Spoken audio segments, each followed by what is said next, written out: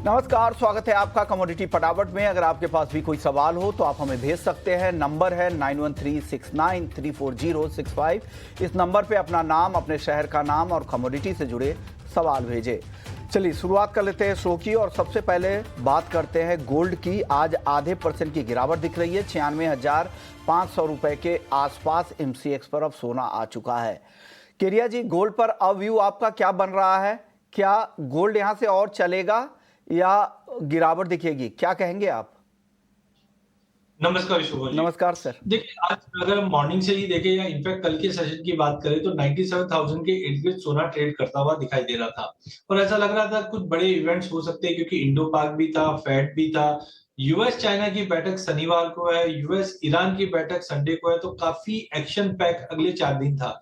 आज मॉर्निंग में हमने देखा प्राइसेस में अचानक से एक गिरावट आता हुआ दिखाई दिया, जिस ढंग से यूएस चाइना के कंसर्न्स हो सकता है कि ये शनिवार की बैठक में कम होते हुए दिखाई दे, जिस ढंग से चाइना से जो ट्वीट होकर नए अपडेट्स आ रहे हैं और प्राइसेस में एक बड़ी गिरावट आई जो इंटरनेशनल में करीबन 3340 तक का लेवल आ गया और डोमेस्टिक मार्केट में भी हमने अच्छी गिरावट देखी। बट एकाएक रुपए में जो गिरावट आई है इंडो पाक टेंशन की वजह से, ये कहीं ना कहीं डोमेस्टिक मार्केट पे गोल्ड को फिर से ऊंचे भाव पे लेकर आ गया और इस वक्त भी हम देख रहे हैं कि प्राइसेस कहीं ना कहीं 96,600 पे। बट ओवरऑल मुझे लगता है मार्केट का जो सेंटीमेंट है वो अभी भी वीक ही दिखाई दे रहा है, तो सेल ऑन जंप की रणनीति बना के चलना चाहिए। बट वॉलेटिलिटी एक्सट्रीम रहनी है अगले 2-3 दिन, तो गोल्ड में 96,900 पे बेच के चलेंगे, 97,300 का स्टॉप लॉस लगाएंगे, 96,300 तक के टारगेट है। बट ओवरऑल मुझे लगता है अपसाइड अब कैप हो चुका है क्योंकि ग्लोबल मार्केट में चीजें मैच्योर होते हुए दिखाई दे रही। खाली रुपए की गिरावट जो है हो सकता है डोमेस्टिक मार्केट में सोने चांदी को थोड़ा सपोर्ट देते हुए दिखाई दे।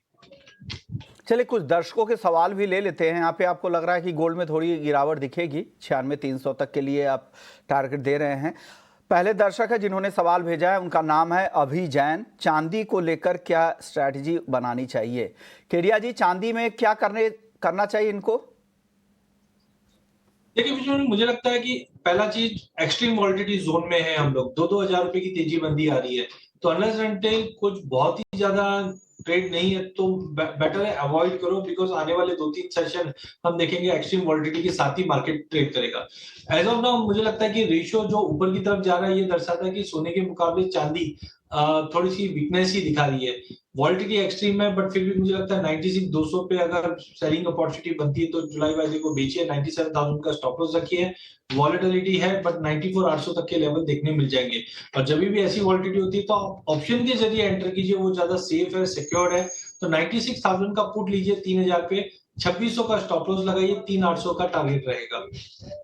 चलिए, चांदी की भी राय आ गई है।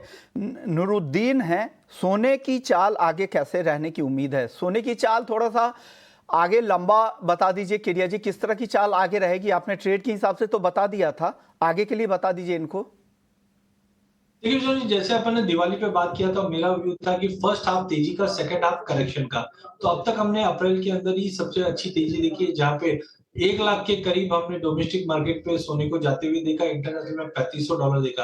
हालांकि अभी भी जो टैरिफ वॉर या जियो पॉलिटिकल टेंशन, इनफैक्ट एक नया टेंशन हम देख रहे हैं कि इंडो पाक का भी और स्टार्ट हो चुका है, इसको देखते हुए गोल्ड थोड़ा स्टेबल जरूर है। बट मुझे लगता है अगले 4-6 महीने के अंदर प्राइसेस पहले एक करेक्ट करेगा फिर वापस नई तेजी करेगा।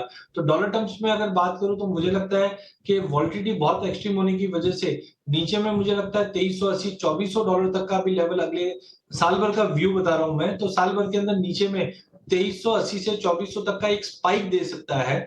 बट कुल मिलाकर 2650 2700 का एक बेस बन जाएगा। वहीं डोमेस्टिक मार्केट की बात करें तो रुपया आज जिस तरह से 1% के आसपास की गिरावट आई है, ये गोल्ड को जरूर सपोर्ट कर रहा है। अदरवाइज रुपया अगर स्टेबल रहता है तो मेरा मानना है नीचे में 80-82 तक का लेवल एक बार पहले दिखाएगा, फिर जो तेजी करेगा वो आपको 1,05,000 का लेवल भी दिखा दे। बट एक करेक्शन मुझे लगता है सेकंड हाफ में पॉसिबल, जिस से सारे फैक्टर्स अब मैच्योर होते हुए दिखाई दे रहे हैं।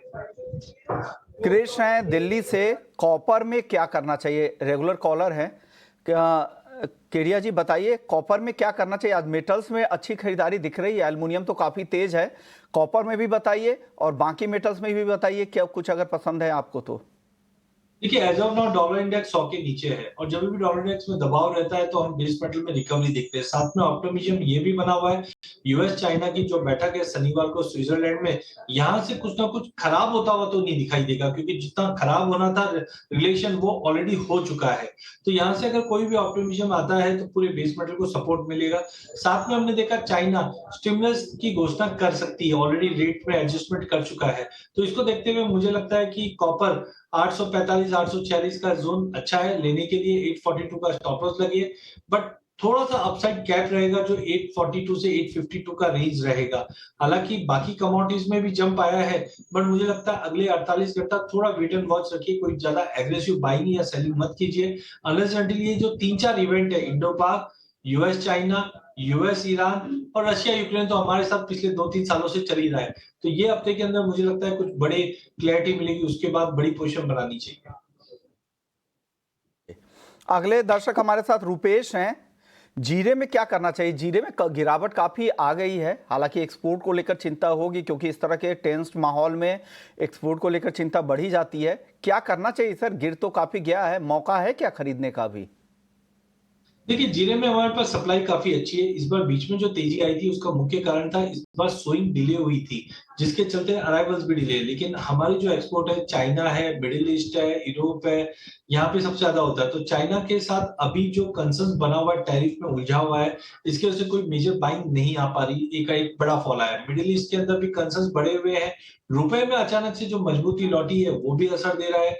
इंडो पाक टेंशन की वजह से भी जो ट्रेड्स है वो थोड़ा सा पॉज मोड पे है क्योंकि फ्रेड्स जो है वो बढ़े हुए हैं। हाँ, एक अच्छी चीज ये है कि यूके के साथ जो एफटीए डील हुई है उसके बाद उम्मीद है हमारे मसालों का एक्सपोर्ट और इंप्रूव होता हुआ दिखाई देगा। बट टाइमिंग मुझे लगता है जीरे के अंदर भी मार्केट एक रेंज में अटका हुआ है। टाइमिंग बड़ी गिरावट तो नहीं दिख रही, बट मुझे लगता है 21,300 350 तक मिलता है तो लेके चलिए। 21,800 का इमीडिएट टारगेट है। 21 के नीचे भाव जाता हुआ नहीं दिखाई देता। सर जीरे के बाद सर धनिया भी बता ही दीजिए क्योंकि धनिया भी काफी टूट गया है केडिया जी। 2% से ज्यादा की गिरावट, आज भी काफी गिरावट लगातार चल रही। कहा जा रहा था कि अब अच्छा लेवल आ गया, अच्छा लेवल, अब 8,000 से गिरते गिरते अब 7,000 की तरफ जाता दिख रहा है। क्या हो रहा है सर धनिया में? देखिए धनिया में जो हमने एफआईज की बैठक में मैंने भी व्यू रखा था, मेरा व्यू था कि 7500 7600 का मैक्सिमम डाउनसाइड रहेगा, बट उसके नीचे जाता हुआ नहीं दिख रहा था। बट 3-4 इंपॉर्टेंट अपडेट्स आई है। पहला है कि अगर हम प्रोडक्शन की बात करें, जो हम लोग भी मान के चल रहे थे कि 95 लाख बोरी का रहेगा, वो अब रिवाइज हो रहा है मार्केट में फेवरेबल वेदर कंडीशन के चलते, जो जिस जगह से अराइवल प्रेशर बना हुआ है।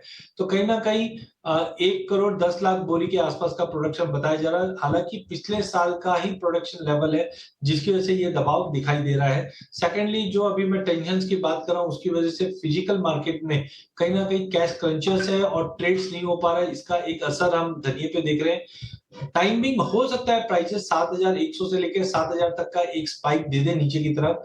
तो मुझे लगता है कि अगले 15-20 दिन धनिये में थोड़ा सा दबाव मिल रहा है। एग्रेसिव सेलिंग मत कीजिए, बट 7,000 7,100 के लिए टेम्पररी एक बार अगर लॉन्ग पोजीशन है तो निकलना चाहिए, अगर नया बनाना है तो एक बार बिकवाली कीजिए, बट 7 के नीचे सस्टेनेबल नहीं दिखता। हल्दी सर, हल्दी में आज शुरुआती में कारोबार में तेजी दिख रही थी, कल भी रिकवरी थी, लेकिन वो पूरी तेजी आखिरी घंटे में गायब हो गई। क्या हल्दी की में वापस से तेजी लौटेगी? हल्दी पर आपकी राय क्या है केडिया जी?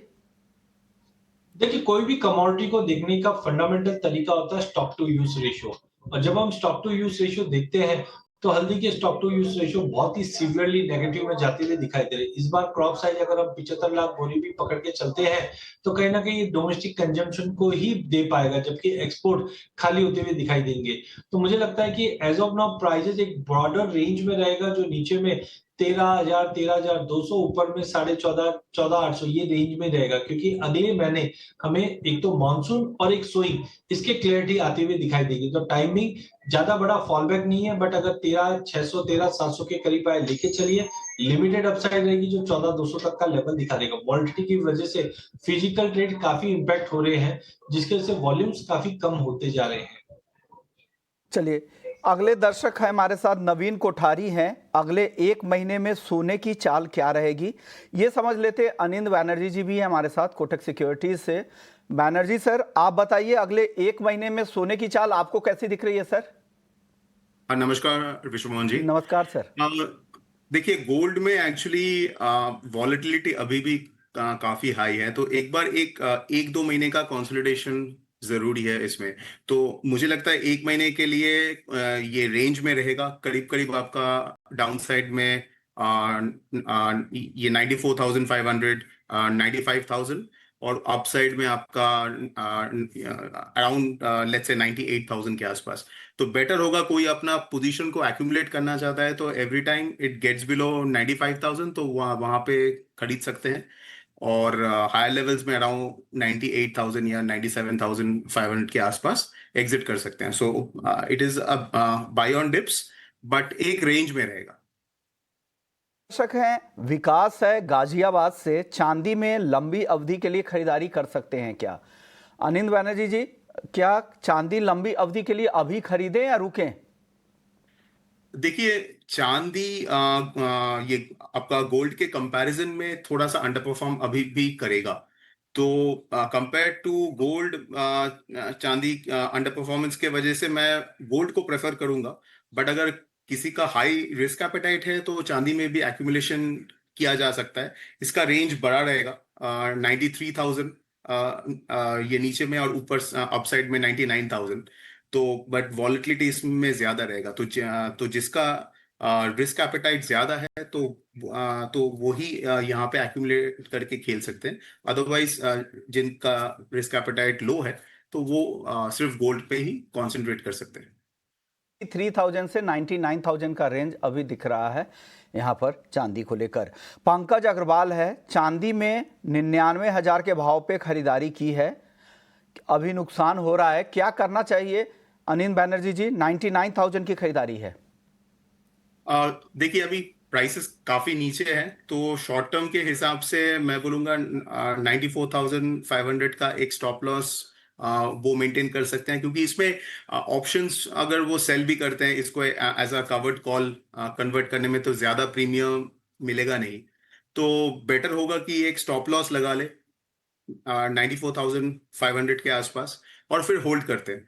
अगर इन केस इट ब्रेक्स तो फिर एग्जिट, अदरवाइज फिर धीरे धीरे वो जैसे ऊपर आएगा 98,000, 98,500 के आसपास, तो वहां पे फिर एग्जिट कर सकते हैं।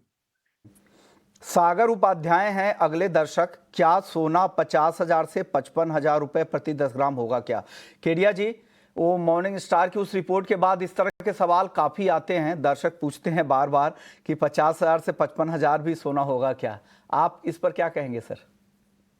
देखिए जी, अगर 25 साल का ट्रैक रिकॉर्ड उठा के देखते हैं तो हमने, जैसे मैंने लास्ट एक डेटा भी शेयर किया था कि फाइनेंशियल ईयर में अब तक हमने कभी भी सोने में 7-8% से ज्यादा, देखिए स्पाइक हो सकता है नीचे ऊपर मार दे, बट 7-8% से ज्यादा पिछले 25 साल में कभी भी सोना क्लोज नहीं किया है। तो मुझे लगता है कि यस, सोने में करेक्शन जरूर ड्यू है, बट डोंट एक्सपेक्ट कि परसेंटेज टर्म में कुछ बड़ा करेक्शन आएगा। हाँ, टाइम करेक्शन हो सकता है, जैसे हमने 2011 में देखा था, $1920 का हाई लगाने के बाद 6 साल लग गए, 6 से 7 साल लग गए कि सोना वापस वो हाई को टच कर गया या उसको तोड़ना पड़ा।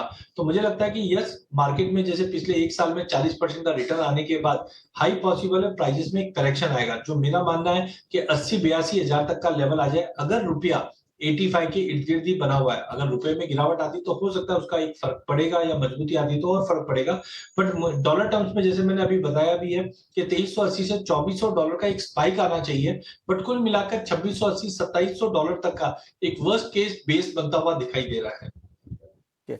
अगले दर्शक हमारे साथ अरविंद व्यास हैं, कच्चे तेल में तेजी जारी रहने की उम्मीद है क्या? अनिल बनर्जी जी, आज अच्छी तेजी दिख रही है कच्चे तेल में, क्या ये तेजी आगे भी जारी रहेगी क्या? हाँ, अभी तक जो चाल है इस काउंटर में, क्योंकि लास्ट टाइम भी जब हम लोग कच्चे तेल के बारे में बात किए थे early part of this week, तो तब हम लोग इसमें ये कॉम्बिनेशन था कि एक तरफ काफी हैवी शॉर्ट पोजीशन है, और दूसरी तरफ जो जियोपॉलिटिकल एक रिस्क प्रीमिया है, तो जिसके कारण हो सकता है कि कच्चे तेल 5200 तक भी जाए MCX में। तो इसमें बाय ऑन डिप्स का एक पैटर्न और एक ट्रेड है, तो इसमें बाय ऑन डिप्स किया जा सकता है, 5200 तक भी कच्चा तेल जा सकता है। अगले दर्शक हमारे साथ प्रवीण हैं पुणे से, और हर्ष हैं जयपुर से। ये जानना चाह रहे कि नेचुरल गैस में क्या करना चाहिए? अनिल बनर्जी जी, नेचुरल गैस में क्या करना चाहिए? 326, 326, 330 तक भी ये जा सकता है। ट्रेंड और मोमेंटम दोनों बुलिश है, बट क्योंकि नेचुरल गैस में वॉलेटिलिटी काफी ज्यादा होता है इंट्राडे में, तो ऑप्शन से आप इसमें एक्सप्रेस कर सकते हो, क्योंकि स्टॉप लॉस पोजिशनली 289 का बन रहा है, बट अपसाइड में ये 326, 330 तक भी ये जा सकता है इन द शॉर्ट टर्म, क्योंकि वहां पे एक अच्छा रेजिस्टेंस है। बट ओवरऑल जो पैटर्न है, जो प्राइस एक्शन है, वो क्लियरली बुलिश है। अगले दर्शक है नवीन हैं, जिंक और एल्यूमिनियम पर केरिया जी की राय जानना चाह रहे हैं। केरिया जी, आपके फॉलोअर हैं, जिंक और एल्यूमिनियम दोनों पर राय चाहिए इनको। देखिए, एज ऑफ नाउ मुझे लगता है कि जैसे मैंने बताया, अगला 48 घंटा बहुत ही इंपॉर्टेंट है पूरे कमोडिटी मार्केट के लिए। काफी बड़े इवेंट है जैसे यूएस चाइना, अब उसमें होने वाला क्या है वो अभी भी किसी को क्लैरिटी नहीं है। अगर ये डील हो जाता है तो which is good for base metals, तो मुझे लगता है वैसे ओवरऑल जो बड़ी गिरावट थी वो मार्केट अभी एब्जॉर्ब कर चुका है, एक स्टेबिलिटी बन गई है। अगर मैं जिंक की बात करूं तो बार बार हम देख रहे हैं कि 244 तक जाता है पर सस्टेन नहीं कर पाता है, तो 246 पे लेके चलना है। 244 का स्टॉप लॉस रहेगा, 250 तक का टारगेट रहेगा।